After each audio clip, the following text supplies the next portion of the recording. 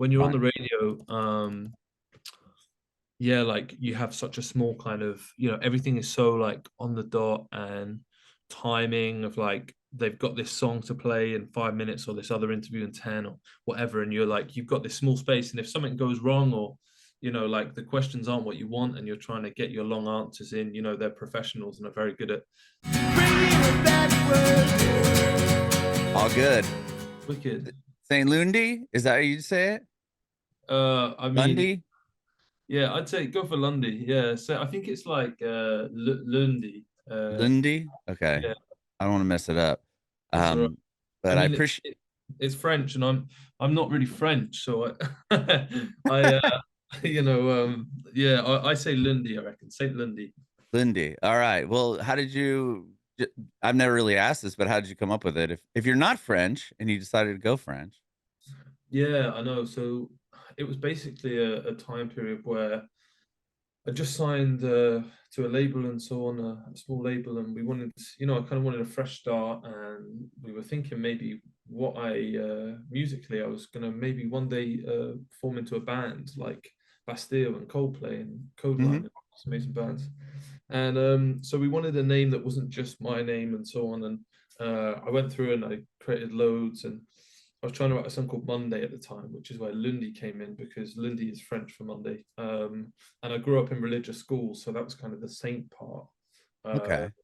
and the songs were kind of sadder, and I felt like Monday represented that sad feeling a bit more. Hmm. So like Saint Fair. Monday to the team, they loved it, and they came back and said, "Oh well, how does it relate to you?" So I went on my phone and scrolled back to the day I was born, and it was a Monday, and I was like, "Okay, cool, Oh, let's that's awesome. yeah, let's go for that." So it's kind of a name that's like it allows me to it's like a creative outlet for me to put music out via and not feel like when I go to bed at night that's what I am.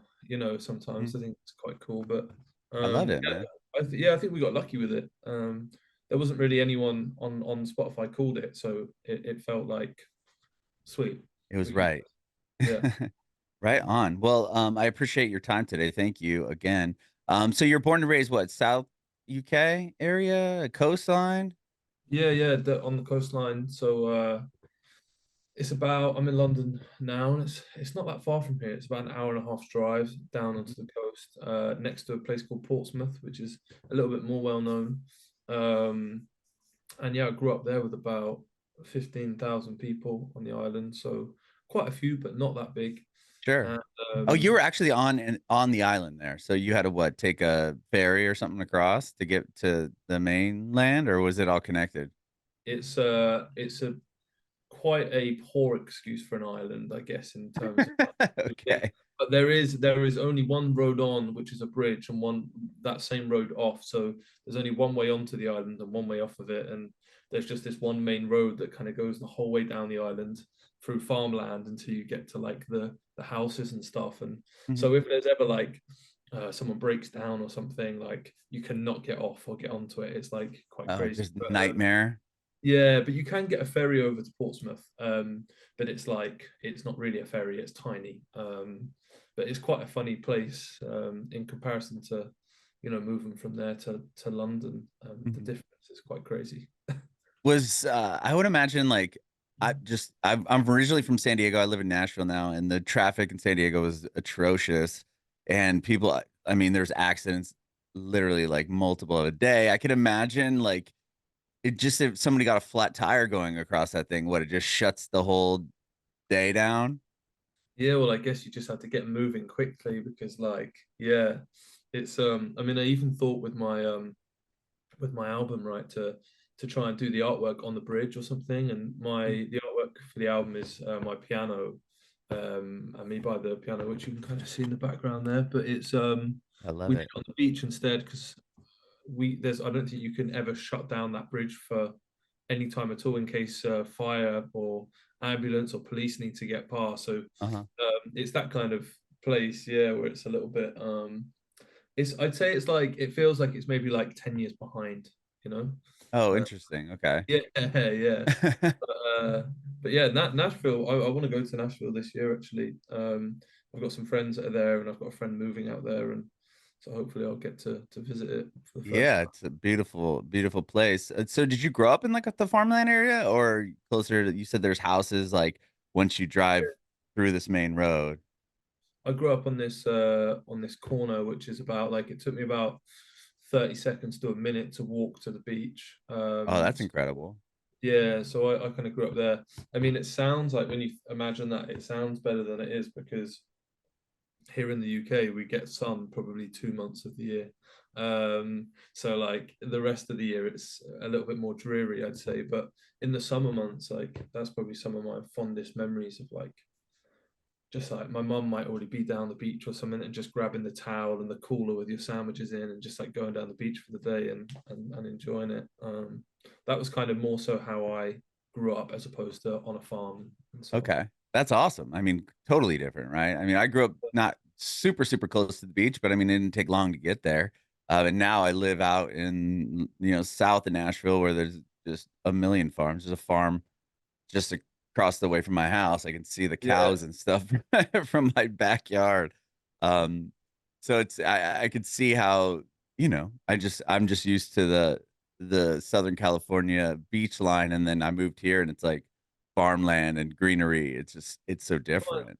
do you find you miss the beach? Because I feel like for me, where I live in London now, I've moved recently and I live by the river and Mhm. I'd never swim in that river Right. because I think I'd have like a third arm or something coming out of it. But it's like I feel like I'm drawn towards the water, and even in like lyrics I write in songs and stuff. Um, I use water as like metaphors for stuff and all that. Mhm. I don't know. I feel like when you grow up by the water, you just have this like. Some people feel drawn to go back to it at some point, like you know. Yeah. No, 100%. I love, like, you just looking out at it and everything. I wasn't a big, like, surfer or, guy that went in the water because I just never loved, like, how cold it was all the time in the Pacific Ocean. But I do. I mean, I went back, in the Christmas time to visit family in San Diego, and we went down to the beach, and it's definitely changed quite a bit from when I grew up there, and, at least when I went, it was just, like, there's all these rocks, so it wasn't as, like, it was just rocks instead of sand. I remember it, maybe the tide was just up or something. I remember you could just walk all down the sand, and it was really cool. I mean, my kids loved it when we were there, just running into the ocean and stuff, and here, you don't really have that. I mean, there's lakes and rivers and stuff, but we've never been swimming in there, Yeah, yeah, yeah. you know? It's like just from watching TV and stuff in the UK, I feel like I'd just be so scared to jump in a lake in America in case there was an alligator or something. Yeah, or third arm and grown on Yeah, your yeah, yeah, forehead when yeah, you jumped in. yeah, exactly. 100%. So what about you said you grew up going to like religious schools and stuff, like Christian, or I don't know if it's Christian, but religious schools. Like were you uh in big into church? Like were you in the chorus or choir or the church worship band or anything like that? I mean, I've talked to a lot of artists that kind of start out there and you have this audience that you're playing to weekly, if not multiple times a week. Yeah, it's funny. I no, I didn't, and I think the reason really initially for me going to a religious school, I think, was naturally because that school was known to be a better school, and Okay. uh, and so that kind of introduced me into religion. I guess quite heavily at that time. Like we would have like masses like every week at school and stuff like that. Um, Was it Catholic school? it was a Catholic school, yeah, Okay. yeah. And it's hard to say if it's something that I've like carried as much as some others maybe into my life. Like I think I wouldn't say I'm like a devout Catholic or anything, and I've Mhm. not been to church for a long time, but it was definitely a big part of my upbringing. Mhm. And I find that it is quite interesting with songwriting. Like I've got a few friends that started out writing Christian music, and I don't know, there's just such a simplicity, but like beauty to like their melodies. Where a lot of Mhm. like when you go to a lot of Christian concert things, people maybe don't know the lyrics and they're all up on the screen, and the melodies are so like feel like you've heard them before that people can just sing along, kind of thing. Right. I 100%. had a little period a couple of years ago listening to a lot of Christian music, but it's not anything that's like overly involved in my life. Right. I mean, I grew up Catholic as well, so it's definitely not the same as like those big, non-denomination. At least here, in especially in the South, there's a lot. I mean, the third question someone will ask you is, "What church do you go to?" I mean, we're like in the Oh, really? Bible belt buckle, I guess they call it. Yeah. Which I mean, I know from my experience at Catholic church, there wasn't bands. I mean, it was like somebody maybe on an organ and the hymns and just like very old music. It wasn't like the hip, Oh, yeah. melodies and rock and roll type deal. Which would, do you know what? I think that would like it's something that I've even thought since. I'd love to go to a Christian concert where, like there's a band, what's that name? It's a collective, the Hillsong Oh collective. yeah, yeah, yeah. I know who you're talking about. Yeah, wow. I mean, some of their songs, like, just like I listen to them a lot, and I think people wouldn't necessarily know that they were, Yeah, written, religious songs, yeah, right? written to God, yeah, yeah, yeah, and they're beautiful songs. Reminds me a lot of Coldplay, some of them, which is like another big influence of mine. Um, but yeah, no, I mean, also like living in London. I don't know if you've ever been to London, but Haven't. there's no real. It's such a diverse place, Mhm. and there's no real kind of like I've never felt any pressure or like questions on religion or anything like that. So Yeah. I didn't in San Diego. I mean, it's pretty liberal as far as like yeah, the West Coast goes, but here it was just such a different vibe. I'm like, wait, what? Like you would never ask that question where I grew up. But yeah. yeah, so like, well, how did you get into music? Did you start at an early age? I mean, was piano the first instrument you learned? Like, how did you kind of begin?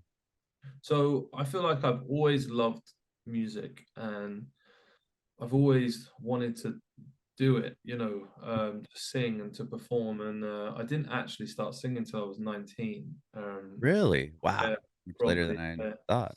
I used to play this game called SingStar on the PlayStation with my brother and my sister, where you'd like it was like current songs and you'd sing on the microphone and you'd get like scored, I think, depending Oh on yeah, how. I would see if you're in key or whatever. Yeah, Kind of like yeah, a rock band. yeah, and I used to play that with them, and I think I used to kind of ask them if they thought I was good at singing, and depending on how they felt about me that day, it would be yes or no. And I think like I just You didn't. piss one of them off, they're like, "No, Yeah, you suck." yeah, exactly. And it stunted me for years. But I got my first guitar when I was very young, and then it broke. I think my brother broke it by accident when I was like 5. And then when I was 12, I kind of begged for a guitar for Christmas. And I just spent like hours every day just learning chords and going on Ultimate Guitar and like The tab. yeah, go and picking like just like chord songs and stuff and just like learning loads of my favorite songs, and I'd sing along to them quietly, but I was never like super confident. And then when I was like 19 or something, I wrote a song. 18, 19, I wrote a song. I showed my friend and I kind of sang it a bit, and he was like, "You're not that bad. Like you can sing a little bit." And I was like, "Oh, okay." And that was like all I ever really needed to just like go for it. And so I played some open mics and so on, and traveled around, moved to London and everything. And I only started playing piano um, in lockdown, so mid Wow. 2020. And I learned on like I can't really pick it up, but I've got a MIDI in front of me right now. But it was one that was like 40 keys, so it's probably this big. And I learned Okay. Yeah, yeah, the little MIDI. I know what you were talking about, little MIDI piano exactly. keyboards. And now I'd say like piano is one of my like I kind of did the same thing that I did when I was 12, where I just played for like 3 4 hours a day. And now piano is one of my most comfortable instruments, especially when I'm playing on stage. Like I love playing piano. But it's always been something I love to do. I was saying I actually did my first trip to the US recently, my first ever trip. Wow. A couple of weeks ago, I went out to New York and Philadelphia, and it was a cool story because there was a movie that I watched when I was younger. I can't quite remember the name of it, but someone was performing in New York, and they were playing this guitar, Gibson J200. And I remember watching the movie and being like, "Wow, I just want to run away and play in New York, where like none of my friends or family will ever see me in case like I get embarrassed and stuff." And then like, yeah, 2 weeks ago I went to New York for the first time, and my management were like, oh well, let's hire a guitar, what should we get? And I was like, let's get a Gibson J200. So I was like, I was out there playing that, Living which your childhood dream out. That's literally, amazing. yeah, literally, which was so much fun. That's um cool, man. Did you come out to write or just come out to no, I came out to, vacation?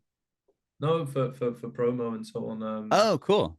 Yeah, so um, there was a charity kind of wine dinner, the Mhm. City of Hope wine dinner in New York that we went to, and then around that I kind of went in and met a load of people at Odyssey and iHeart and Apple Music and so on, and just kind of yeah, just like met some people over the pond, as we call it. Yeah. Uh, and yeah, it was wicked as well. Getting to go to my first basketball game. Oh, To really? Who'd you see? Nets? Yeah, the Nets, but versus the Lakers. I've been a Lakers fan for Damn. 5 6 years now, and always a LeBron James fan. And I Did was you just like him in Cleveland? That's where my family's from. yeah, yeah. Cleveland. I mean, yeah, he was obviously. I'm so happy for him that he got to go back there and win it with them. I know how that my parents are both from Cleveland. I never lived there, but he left and during the Miami thing, and then it was like burning jerseys and the whole deal. They had this giant monument of or this giant wall in downtown that had his arm span. He's standing there. That thing was painted over in like 12 hours. And then when he came back, it was all forgiven, and especially when he Yeah, won it, it was like, okay, you can leave again now. You did it for us. yeah. All is mended. I think that's amazing. It's hard, isn't it? How like yeah, people can turn so quickly in that regard. But it was crazy seeing him. I think he's 40 now, or he's turning 40, and Yeah, he's like 39. He's my age. That's the only reason why I know. I'm like, look what he's achieved. yeah, no, well, it was crazy. The game we saw him play, he equaled his all-time record for threes. He hit like 9 threes in the game and hit Damn. hit 40 points. And he was questionable whether he played before the game because of an injury. So I was sat there just like, please, please, please, and then he ran Right. out. I was like a little boy, like seeing him come out to. He just has that. I mean, he's arguably the greatest of all time now, isn't he? Right. He's past 40,000 points, and yeah, LeBron James. But yeah, it all added to the whole like dream of going to America and experience it, being able to do that, go meet people and eat like more pizza than I've ever eaten in my life. Uh, that's awesome. Well, okay, so you started singing at 19. Were you living in London at that point, or were you still on the island at that age? Yeah, so I was on the island. I was living with my grandparents, and I was working at a petrol station, and so like a gas station, and Yeah. yeah, I was working kind of like nights and like early mornings, and I was in that point where I was a little bit like unhappy with my life in that, I think I'd always like dreamt of like big things and so on, and like there was lots that had happened, like within my family, kind of separating up a little bit in my childhood and stuff that made me feel a little bit resentment at the time towards the place. And Mhm. yeah, and then I started writing these songs, and I think about 9 months later or something, I was sat upstairs at my grandparents, and I just had this gut feeling, where I was just like, I'm just gonna go to London tonight. And yeah, and I had like 50 or 60 pounds in my bank, and yeah, and I had a car and a job and everything, and I just ran down to my grandparents and said, "Oh, I'm just popping out to the shop quickly." And I took my guitar and a bag of clothes and jumped on the train at like 9:30 at night or something, and went to London. And Were they yeah, like, where the hell are you? Did you call and say, hey, actually, I decided to skip town? yeah. When I look back, it was quite reckless, but I think I didn't tell them because I knew that they'd be like, "Well, that's not a good idea," and they talked me out of it. And in the Right. moment, I knew that I just needed to do it. But I did get a call from my mum saying like, "Oh, your grandparents have said you left your key at home." And I was like, "Mum, you might want to sit down." You're like, well, that was kind of intentional. Yeah, yeah, yeah. And yeah, no, I got there and I was really lucky. The first night was in a hostel that was super cheap, and Mhm. then a friend's brother stayed in East London, and he said you can come stay with me for four days, like on the couch. And I was like, wicked. And then 2 days into that, I went and played an open mic night, which for me was my first gig in London, but it was just a little open mic thing in Shepherd's Bush. And these kind of four Australian guys listened to me play and then bought me a beer afterwards and asked me, where I was living. And I said, oh, I don't really have anywhere to live actually. And they said, well, come back to ours tonight. And there was a house of 20 of them, Australians and New Zealanders, like 4-story house, 20 people in a house. And Damn. I went back there that night and I ended up living with them for 2.5 years. Uh, Jeez. Oh my yeah, God. so that was like my entrance into London and like the hustle and bustle of trying to like make it in the music industry. And it took me about it took me about 2.5 years or so after that to, when I got offered my kind of record deal, so to speak, the small label, and then we built from there to where we are now. Yeah. Was there like a moment? I mean, obviously in 2.5 years, you're just building and working on your craft. Like at what point do you kind of get discovered in a way? I mean, I'm just going off Spotify alone where you have, the first song you put out was in 2020. Um, was that when you made the name change, or were you just going off of like in the beginning, were you just going from your regular name, and like at Yeah, what point do you get exactly. discovered, or what were you doing? I kind of want to hear how you ended up, going from living in this house of 20 people to, getting a record deal and putting out music. So yeah, I was living in the house of 20 people. I think I just turned 21, Okay. and I had a couple of years of like I was playing music and writing music all the time and meeting people that are such a huge part of what I do today. Like closest friend of mine who plays piano with me and keys with me when we play live and everything. And I was meeting people, but really I was just living for a couple of years and taking it all in. And I got a job at I was in a pub at first and then some other bits. And I got a job at a school and a special ed school. Oh, wow. And I was there for 3 years until I was full-time music. But it taught me a lot, and I was kind of like trying to save up money to pay for production to songs, and I had, I think, 3 or 4 songs out as Archie Langley that aren't online anymore, but had them out, and through one of them that I think had 10,000 plays or something. Wow. The A&R on this label found it. And although 10,000 plays is a lot, it's not really a lot in the grand scheme of that. That A&R managed to hear the song and kind of reach out to me and say, "Hey, Sure. I mean, we like." yeah, I mean, 10,000 songs is, I mean, 10,000 streams is a lot, but yeah, like you said, and if you look at it in comparison to some, maybe even an independent artist, it's not a whole lot, right? And then to have No, somebody no, find you and be like, "Damn, like that this guy's got potential. I yeah, wanna sign him." it led me to them saying, "Well, we like you. We want to put you in some sessions with some writers and see how you get on and hear you play live and stuff like that." So we did it, and then a couple of months later, we signed the deal, and then I think 4 months after that, of just doing like one session a month because I was working and I couldn't afford to take off the time and so on. We had an EP and we put the first single out that you mentioned there, March 2020, and a week Huh, later, a great week timing. yeah, the whole world went into like lockdown, and yeah, it was crazy, and it was a horrible time for a lot of people. I was like fortunate to be on one side of the coin where for me it meant that I was kind of getting paid to do some online lessons at home for some of the students and so on, but it meant that I just had all of this time in the world to write songs, and that's when I really kind of like looking back, kind of grew as a songwriter. And I was doing, like we're doing now on this call, I was writing like this with people that were living in Spain and that were living in like America and Germany and all of this kind of stuff. And I ended up writing a song that then, like 3 weeks later, went out on Kygo's album. And Damn.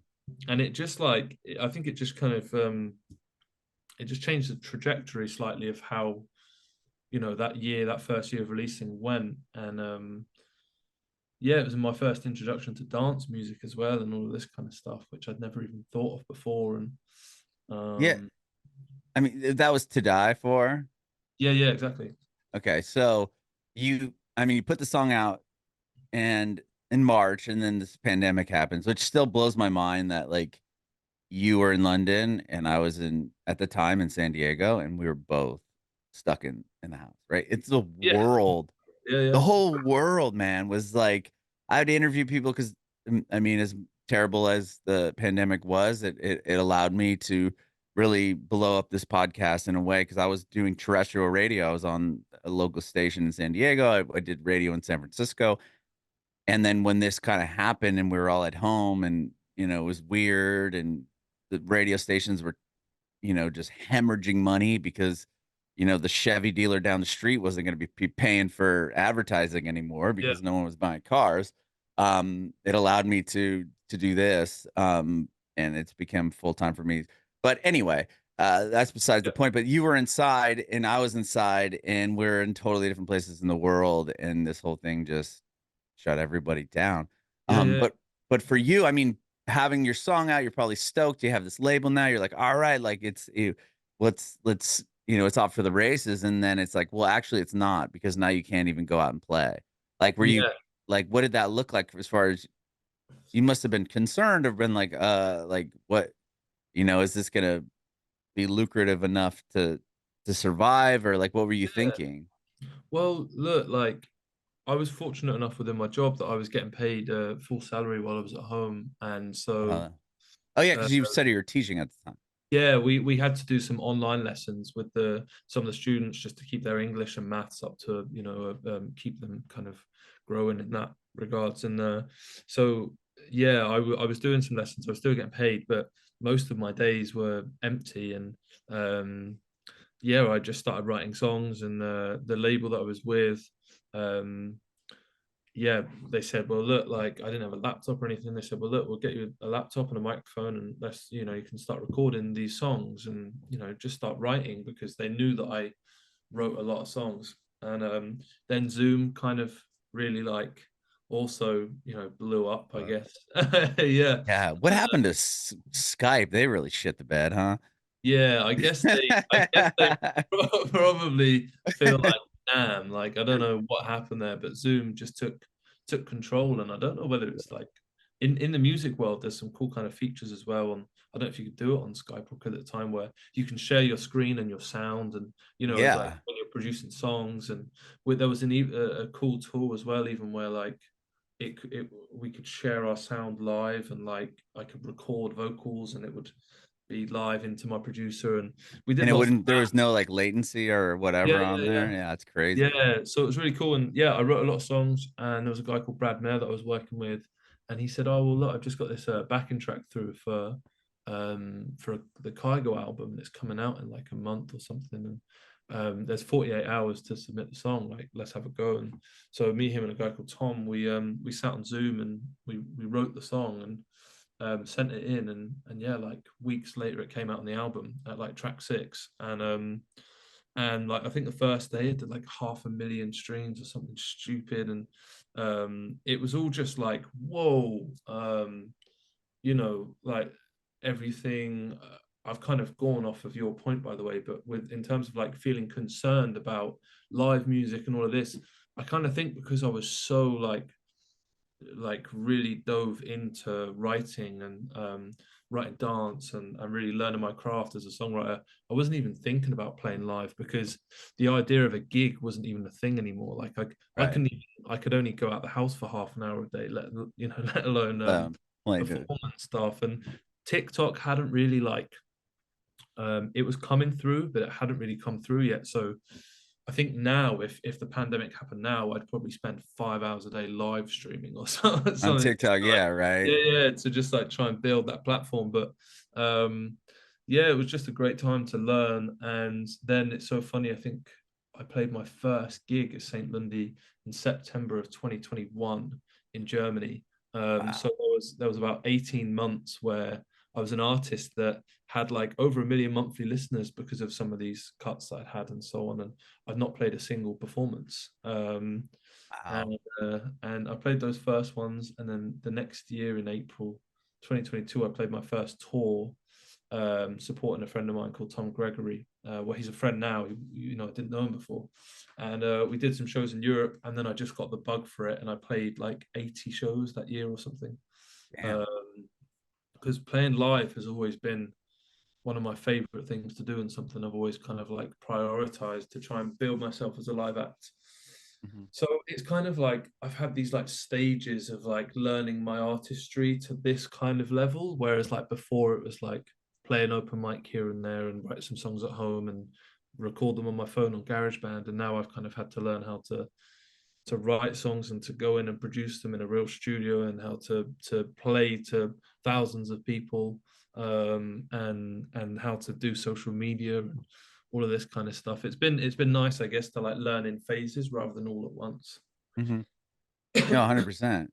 Like with I mean, even that first EP that you put out with Heavy Words, I mean, the first song you put out has over 1 million streams. I mean, to go from 10,000 on your first kind of thing that, attracts this label, to then putting out your first record under St. Lundy and having it have over 1 million, that must have been quite the validation for you, especially maybe the label's like, "Damn, okay, we made the right move here." Yeah, well, do you know what? It's funny with that because that's obviously something I'm really proud of, but that's happened over time. So there definitely wasn't this like overnight success feeling of like, oh, this first song's got 1 million streams, because it's only kind of it's just kind of grown very slowly over the past 3.5 years or something, Okay.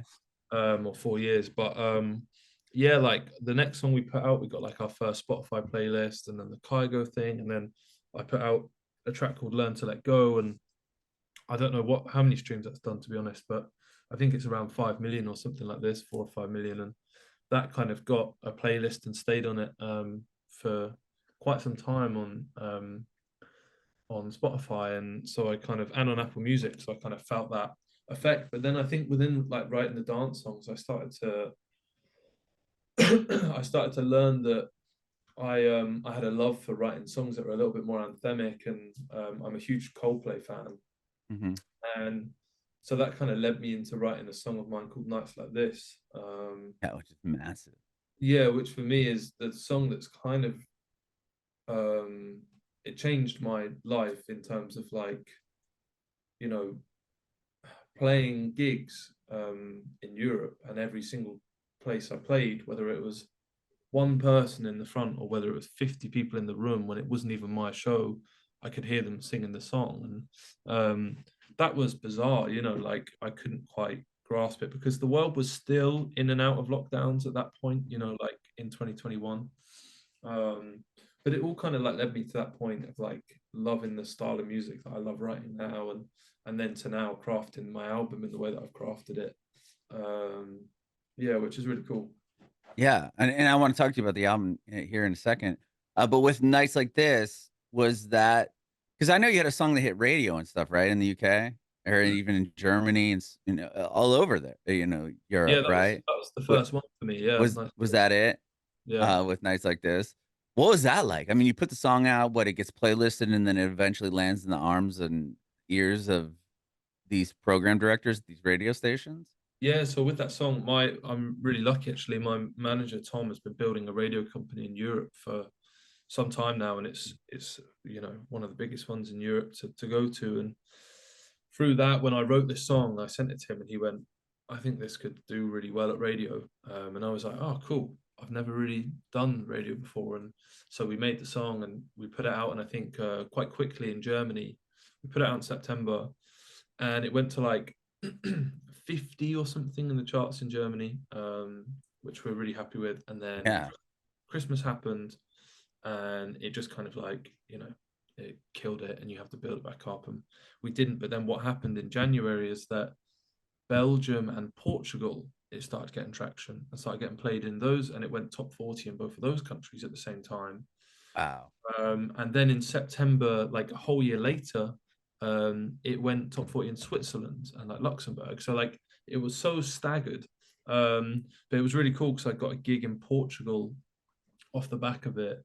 And it was me, a Portuguese artist, and then Jesse J, and we were playing to like I think like 7,000 people in Portugal, and it was like they play like really late shows there. So like Jesse J was on at like 1 a.m. or something. Damn. Yeah, and I think we were starting at 10:30 and walked out and we played a whole set, and it was like one of the best nights of my life. Everyone was so happy and smiley, but no one knew the songs. And then we played that riff, nights like this, Mhm. because there's this riff at the start with piano, and the Yeah. whole crowd, really like I felt the roar from the crowd and looked out and saw like so many people singing the song to me, and I was like, I've never been to Portugal before, like I've never, and that feeling of just like flying over from my small flat in London and seeing like thousands of people sing a song back to me was like, yeah, like quite unforgettable moment. Um, I can't even imagine. That must be so unreal, right? I mean, to be up there playing the song that you wrote and seeing the reaction from that many people that know the words and are singing along. It's like, whoa. Like I can't even imagine what that feeling is like. yeah, it's like one of the like real highs that you can get in music that you kind of continuously chase, and that all kind of came about via radio and the exposure that that gave me. So I think in doing that, I felt the instant kind of reward and gratification of radio, and it made me want to write more radio songs. And so that's what I did, and we put out a song called Ready to Be Loved, and then we put out Fall, and we've got some more radio songs coming this year. And yeah, with the album, it kind of, I guess there's quite a few songs on there that have ended up being quite upbeat, I guess, in a sense, or anthemic. And then there are the some that are real kind of down tempo. And but yeah, it's all kind of led me to being the artist that I am currently, which is like, I guess the coolest thing about looking back and reflecting, like, which I don't do often. So while talking to you right now, it's quite cool to go back over the journey and look at it all. That's awesome. That's why I started this because I was always so curious of like Yeah. how you all succeed in this, man. I mean, I've said before that I played guitar poorly and I'd play in some bands with friends, but I just knew that I didn't have it, and I knew that I just would see people in these bands that would succeed, and I was like, how do they do this, man? Like this is so crazy. And in radio, I could only talk to you for like, I'd talk to you for 5 minutes and they'd air two, if that, if you were lucky on that day. And it was always people would ask the dumbest questions. And I'm like, there's no depth to this Yeah. Yeah. conversation. It's like, as much as yeah, I'm a fan of St. Lundy, I'm not getting anything from what your favorite burrito shop in San Diego is. You know what I mean? Yeah. Like, Yeah. it's just like, those are the Yeah. questions. And I'm like, okay, like uh, if you don't live here, who gives a shit? You know what I mean? It was one of Yeah. those things. So I love these in-depth conversations. I think it's cool that podcasting became what it was because in the beginning when I started this, the radio station I worked for said that's never going to be a thing. You can go ahead and do it. And I'm like, okay, here's Yeah. some paperwork. Sign off on it.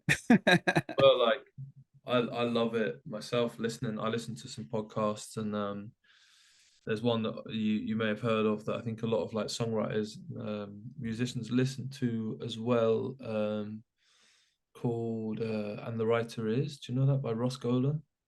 No, I've actually haven't Maybe heard that one. maybe it's not even that popular, but my girlfriend introduced it to me. But they have quite a lot of cool people on there, and a lot of big artists, and I've listened to a few of them over time. And these are kind of bands and artists that I've listened to for years. But like you said, I don't really know anything about what happened behind like them releasing songs and then blowing up. And you sit there and like, from an artist point of view, you feel sometimes so comforted by what they're saying. Mm-hmm. And they're like, oh well, this is kind of how it happened. And it wasn't all like a glamorous overnight, like things just went crazy and all of a sudden they were like, you know, selling 80,000 tickets a night. It was like, this is kind of how it worked. And there was the long, we tried this at first and then it didn't work. And, you Huh. think of like bands like Imagine Dragons, Dan Reynolds did one of them. And, if a band like that is saying like, oh, well, we did this and this song didn't really work and it flopped and we got scared about it, you don't even, when you look at a band like that, you have no thought that anything has ever gone wrong for them because they're so huge. Right. They're so massive, right? Yeah, so it's quite nice to listen to people's stories, and like you're saying now with these podcasts, to be able to talk to people in depth and be like, oh, so it hasn't all been smooth sailing, or it hasn't, and get an idea for the story and the journey. And it's something that I'm trying to get across more on social media right now is, personality and who I am as a person. And because it's so easy to just be like, oh, here's a song I'm putting out, like, it feels a little bit like business, Right. And advertising and so on. And I um, think people like love the fact that they can feel, connected to their favorite artist in a way. And I think that's the biggest thing that's came out of the whole, pandemic and technology to this stage now. It's like people can come on here and look and say, "Oh my gosh, like there's St. Lundy's, like there's his two guitars in the back, and that's his piano, and like that's where you know what I mean? Like it's just such a it's this behind the curtain look that we never had before. It was yeah, yeah, whatever you guys, whatever the artist or person wanted to present and felt comfortable doing, that was it. And now it's like still that way, but in a way, it's more of a like I said, I could see the inside of the room you're in, which is wild, yeah. right? Like. And also just like you said, talking in length about stuff. And Mhm. when, oh, that light's just turned off. When you're on the radio, maybe it's run out of battery or something. When you're on Fine. the radio, yeah, like you have such a small kind of, everything is so like on the dot, and timing of like they've got this song to play in 5 minutes or this other interview in 10 or whatever. And you're like, you've got this small space. And if something goes wrong, or, like the questions aren't what you want, and you're trying to get your long answers in, they're professionals and are very good at, making Editing you sure. out. Yeah, yeah, exactly. Or cutting in and so on. And you might not feel like it might be a cool experience, but truthfully, someone driving in a car, they're not going to know if they've shared similar experiences to you on like a really deep level, which is what I think as an artist makes fans.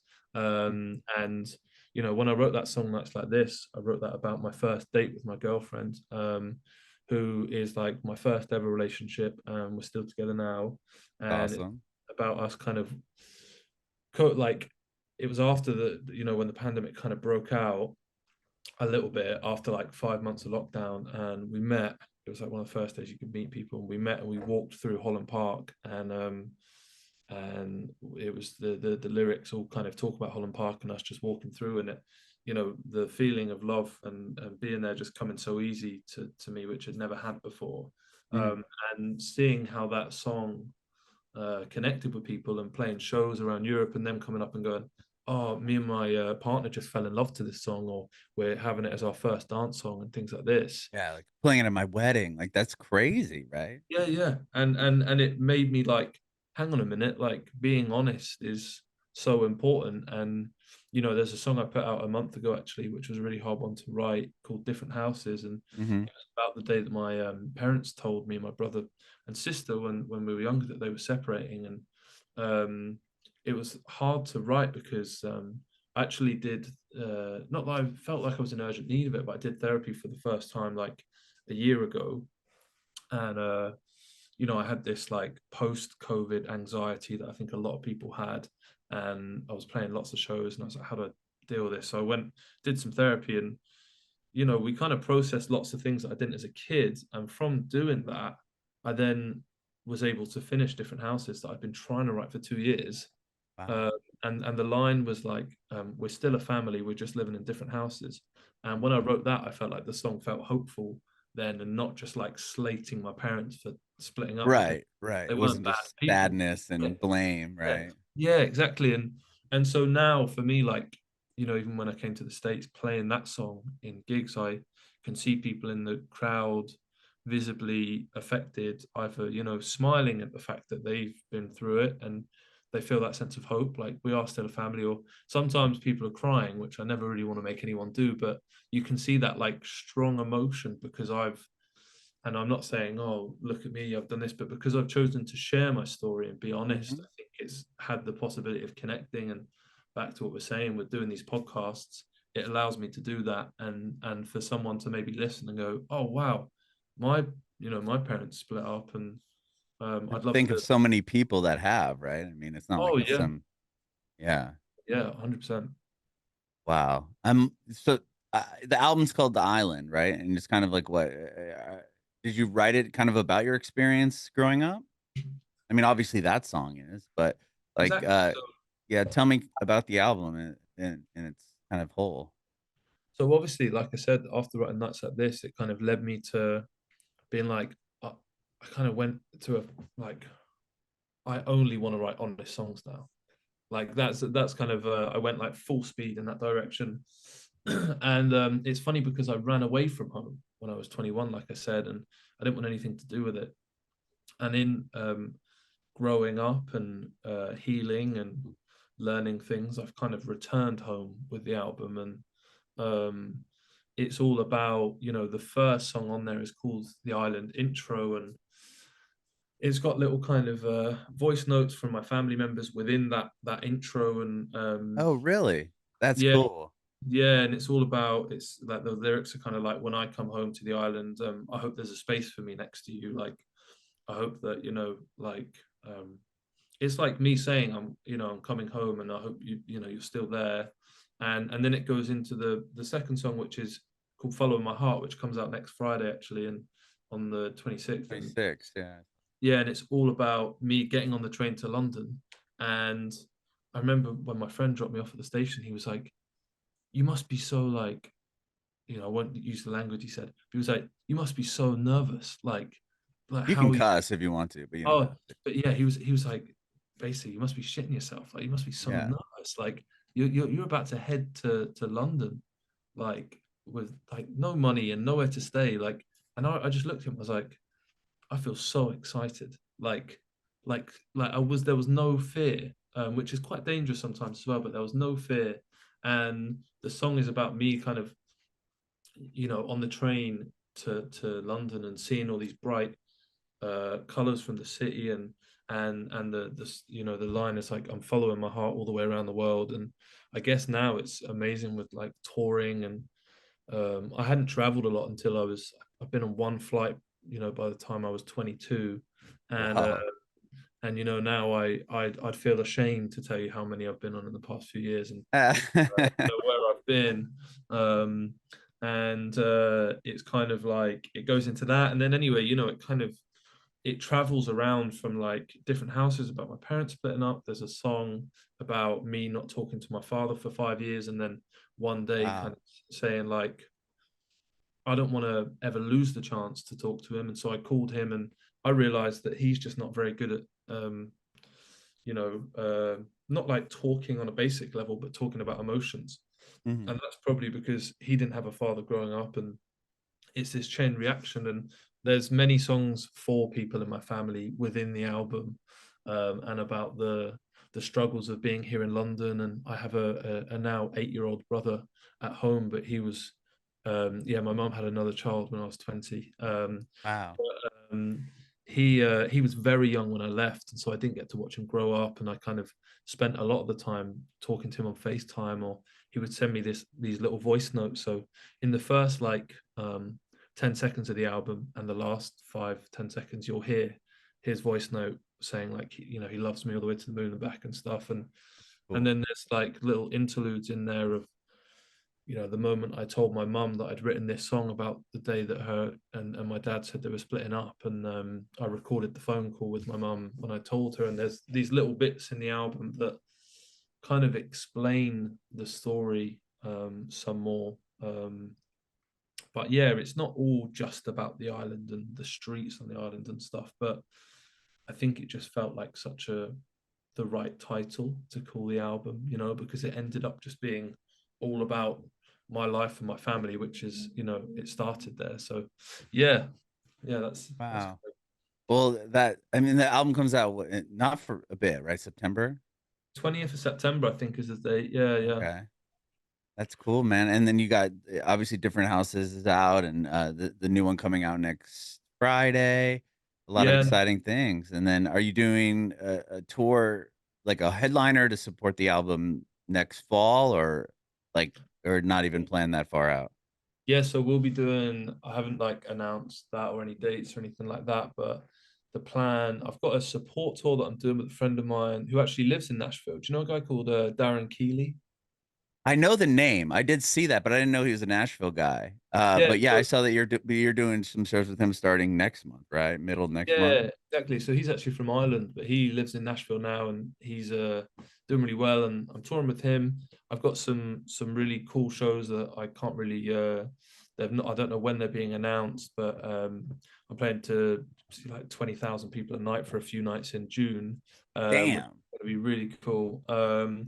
And and then yeah, the album will come out September. There'll be a lot of like radio promo tours in UK, Europe, and US, I think, and then I will go on like a UK and Europe tour October, November. Um, so that's all kind of getting planned in. I'm basically from like I feel like 4 weeks at home right now, and then it's kind of like just like Gone. till December. Yeah. Wow, Uh, man. Well, that's exciting though, right? I mean, I would yeah. imagine. Yeah, it is exciting. I like being busy, Yeah. and having these little times of coming home and yeah, just getting to like take it all in and stuff because I think sometimes not that I take life for granted, but you can quite quickly kind of just need to like put yourself in check for a minute and be like, you know, like look at where you are and what you're doing currently, and not in a way of like I want to boost my ego, but in a way of being like, it's very easy to beat yourself up if you're not getting the streams you want and stuff like this. And when I look back to who I was when I got off the train in London and to, the things that are opening up to me currently and the places that I'm getting to go and visit and the people I meet on tour and, the crowd and the fans and stuff, it's like, it's such a amazing, thing that I feel super lucky for every day.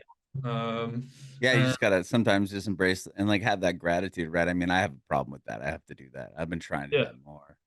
I mean, yeah, not yeah. that I you have had huge successes, but I remember as a, doing shifts at radio stations like overnights and all that stuff, and now I'm not doing that, and it's like Which very is cool. amazing. Yeah, yeah. You just kind of have to go back and remember where it all started, and you can get down on streams or downloads or whatever it may be, but having that Definitely. reflection, I think is I feel huge. like as a creative, and it probably rolls across to podcast and to artists and to dancers and actresses and so on, like your goalposts are always changing, and like They're always extending, right? Oh, I hit a yeah, million, but what about 10 million? yeah, or even just getting smaller every time. It's like like for me, the idea of having 1 million streams when I started was like, wow, because that's such a crazy number. And I don't know how many we've been lucky to have in the past few years, but I think it's like 150 million streams or something stupid. And I still beat myself up about not having enough because I want more and I want a song that is like I can play it anywhere in the world and people will have heard it. That's kind of like, and not even for like any kind of financial reason or fame. It's more like I think the like knowing what it's like to have a song connect with people to a level that nights like this did. To do that to the level of like an Imagine Dragons song or some of those Ed Sheeran songs that are just like you can play it in any room and people are like, oh yeah, I know that song. Right. So you're always changing, and because of that, it's so easy to feel bad about where you're at and stuff. But um, yeah, it's going to be a really busy year, and hopefully, I think I'm going to be over in the States a couple more times this year, which is like the most exciting thing to me because when I was in New York just now, I was like, for one of the first times in my life, I was kind of there, and I was like, wow, I could actually live here. Like it was very similar to London. I think it's like stupidly expensive to live there. Oh, yeah, it is. Yeah. LA and New York are stupidly expensive. That's why Nashville, I'd recommend. It's a bit cheaper. Well, do you know what?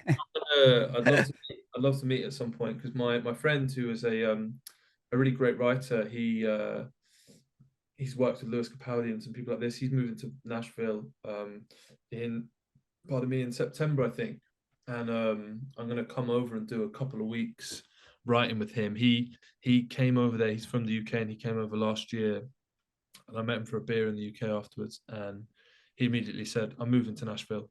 And I was like, "Wow, like how's that happening?" And he was like, "It's just like a haven." And I just like fell in love with it.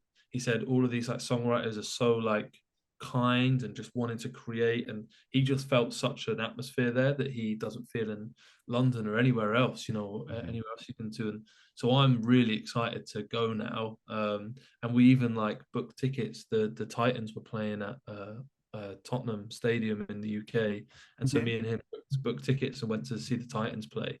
Oh, hell Because yeah. that's the Nashville team, right? Yeah, yeah, yeah. They're Tennessee Titans because there's no other team in Tennessee, Yeah, but yeah, they're a Tennessee. Yeah, Nashville team, and they're yeah. building them a brand new stadium and everything. So Oh, that's going to be crazy.